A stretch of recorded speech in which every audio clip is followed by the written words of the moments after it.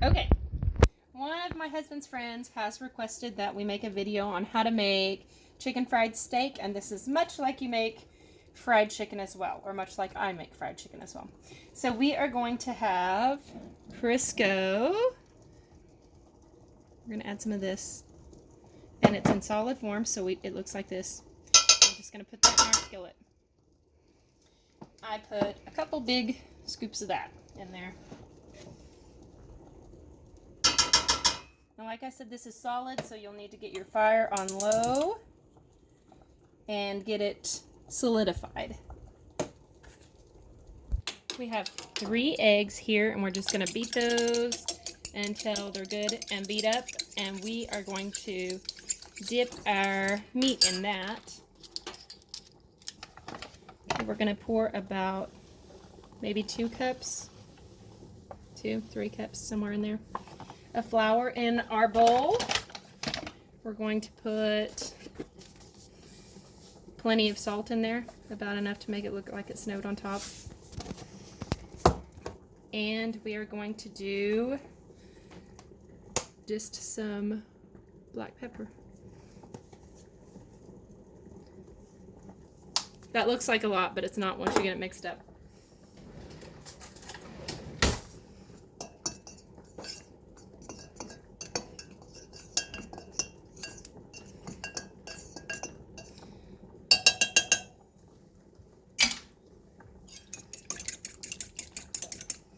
Over there, I have potatoes from our garden from this last summer boiling, getting ready to make mashed potatoes as well. And it looks like our grease is starting to get somewhat solidified here. You don't want it to get too hot and burn before you get your meat. So once it gets a little bit solidified, I may end up turning it off, my fire off, which I just have it on low, before I get all of my meat in and ready to go. Okay. Now we have, just here is some chuck tender steak, or tenderized chuck steak. And also sometimes my daughter's favorite is deer meat that I just tenderize myself here at the house whenever we have deer. That is one of her favorite things to make chicken fries out of. But you can make it out of just about any kind of meat that's been tenderized. My grandma used to do pork, if you prefer pork. We prefer either beef or deer. Okay, we're just going to take it out of the package and we're going to put it in the egg first. And then we're going to take it out of there. We're going to put it straight over into our flour mixture, which is just salt, pepper, and flour. Get it good and coated.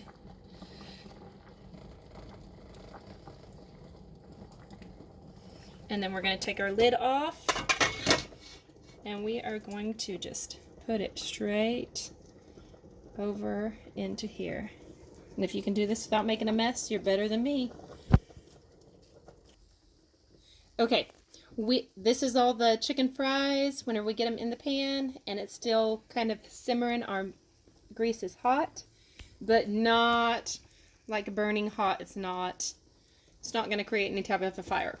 Over here, if you will just turn your heat up to like a medium heat, medium low, somewhere in between your medium and your low would be great. And you want to cook them low and slow. You don't need a whole bunch of grease, just enough to get it about half up the side of your steak or your meat. And you just want to cook them low and slow. So that's the trick. That's the trick with fried chicken as well. Okay, so whenever they start looking about like this, about 5 minutes in here, as long as your grease is pretty warm, you're going to take them and you're going to flip them. You're going to have still kind of a golden brown look to them.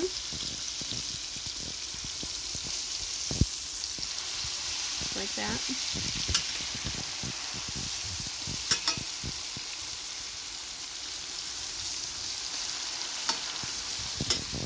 And that's how you do it.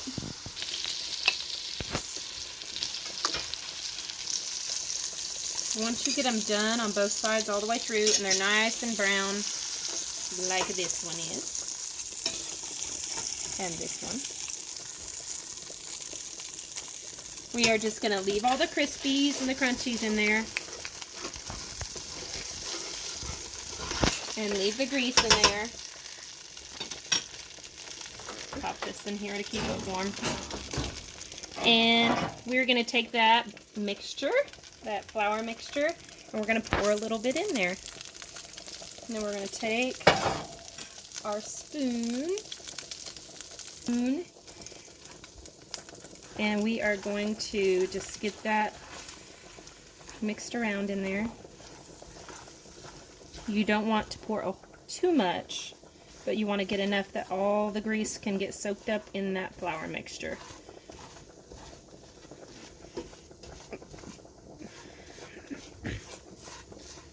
Have some milk here, Brahms milk, of course, and we're just going to pour enough in that we can mix that all together. And we are going to make some delicious grease gravy the grandma way.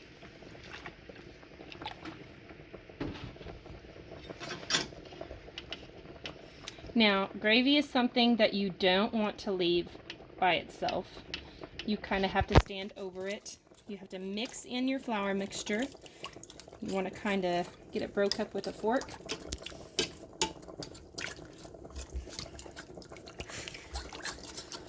Does it look good? Yes.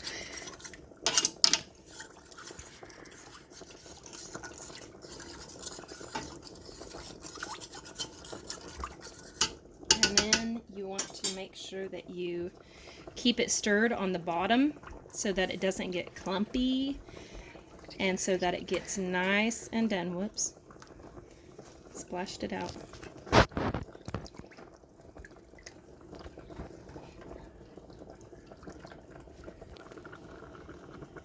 Okay, this is our gravy. We've been stirring it for about 10 minutes or so now. Whenever you do your gravy, you want it on about medium heat.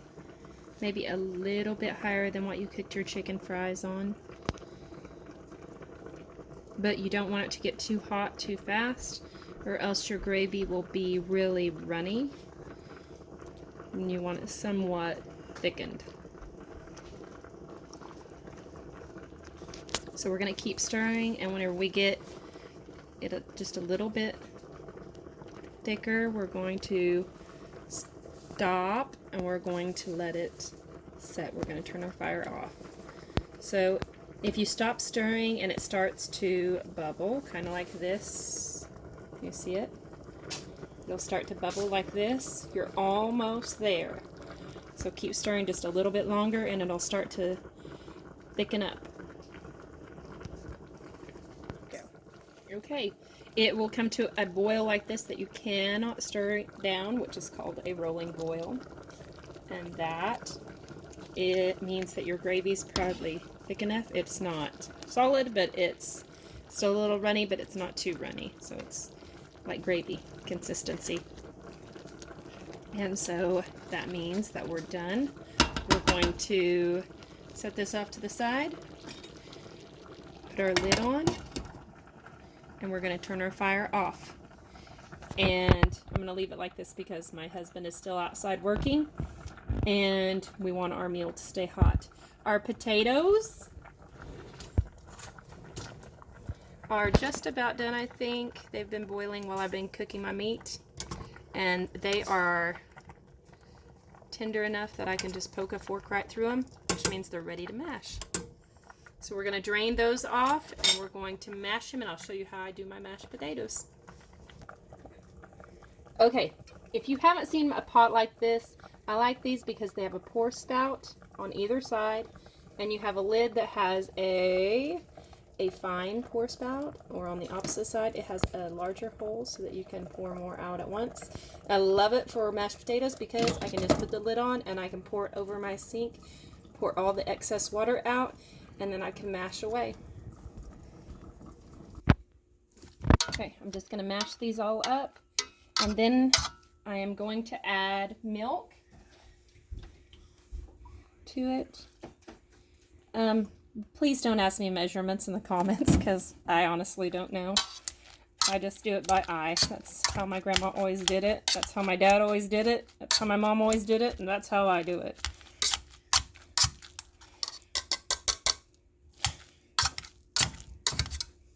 That's how my father-in-law does it too. Unless he's making a pie.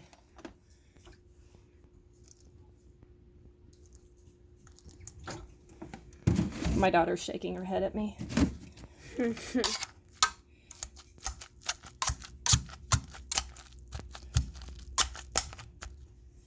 There's only 4 of us, so I don't have a whole lot of mashed potatoes.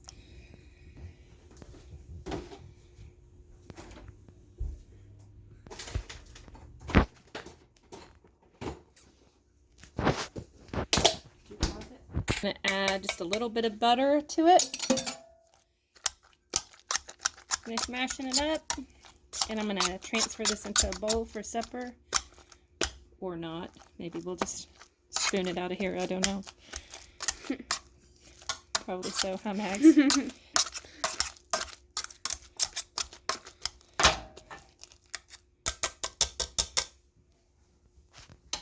There are the mashed potatoes.